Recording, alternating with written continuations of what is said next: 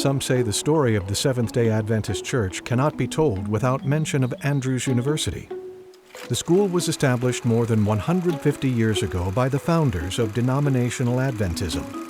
These visionaries aimed to infuse higher education with the gospel. Andrews' current administration values these rich religious roots while forging a path into the future. The university's 3,500 students also appreciate its historical significance, but have no desire to dwell in a relic.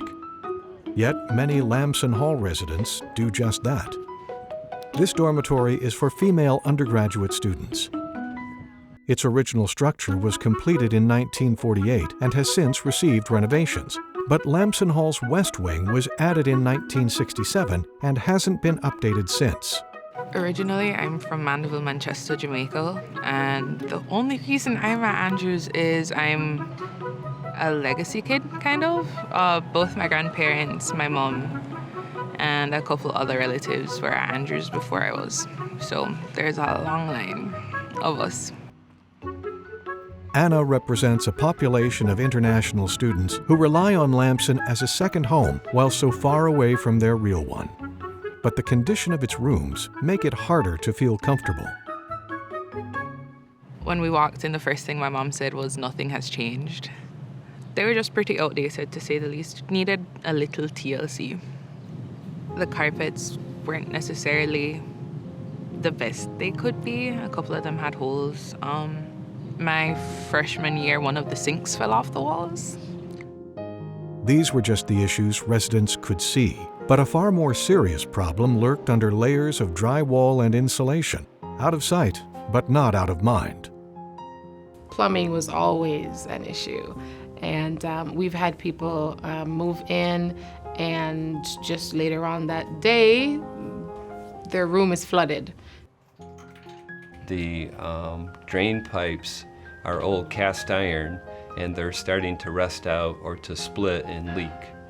The first warning we'll have is a resident will say, hey, there's some water dripping on my ceiling, or there's water coming out of the wall, or whatever. The current plumbing in this building makes our job a lot harder because multiple times per year we get called with leaks, and you don't really know where they're coming from until you start cutting up the wall. In the summer of 2024, Maranatha volunteers gathered to undertake a 3-week renovation of Lamson Hall's West Wing. Before installing anything new, volunteers had to first do away with the old. First part was, of course, removing part of the furniture, the beds, and then that had to be, of course, all carried downstairs.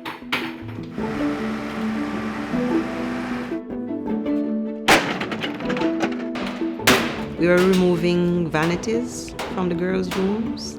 We were taking down the mirrors, the sockets, and we removed some carpets yesterday from the floor. Volunteers also removed those old cast iron pipes that had become such a headache and replaced them with plastic ones that won't rust over time. We were so surprised that we got so much done on the first day. I know the volunteers were sore, but I was shocked and amazed. And Steve, the plant services man here, he says, we're running them ragged because we kept doing more and more.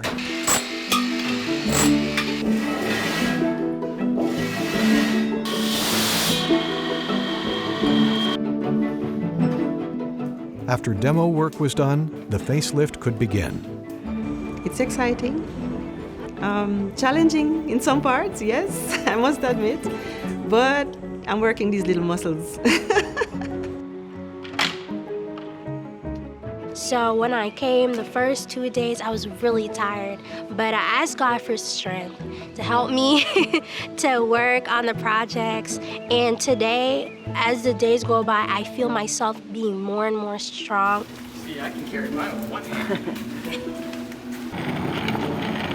I ask everybody to come. If you don't have experience, we'll teach you, we'll guide you on how to do things and to help you work. I was just learning about wiring switches, how the wires go, where they go, what connects to what, And that's not something that I have ever done. Angeline was born and raised in Malaysia, but left to study abroad when she was 18. She is now a retired physician who has served on 15 Maranatha projects.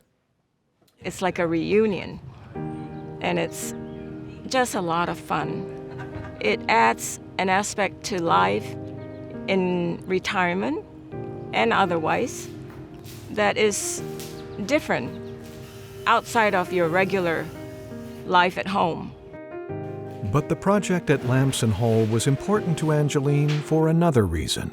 This project is special for me because having attended 5 different universities, colleges in my lifetime, and being away from home, I know that there are times when you can get lonely away from home, far away from home.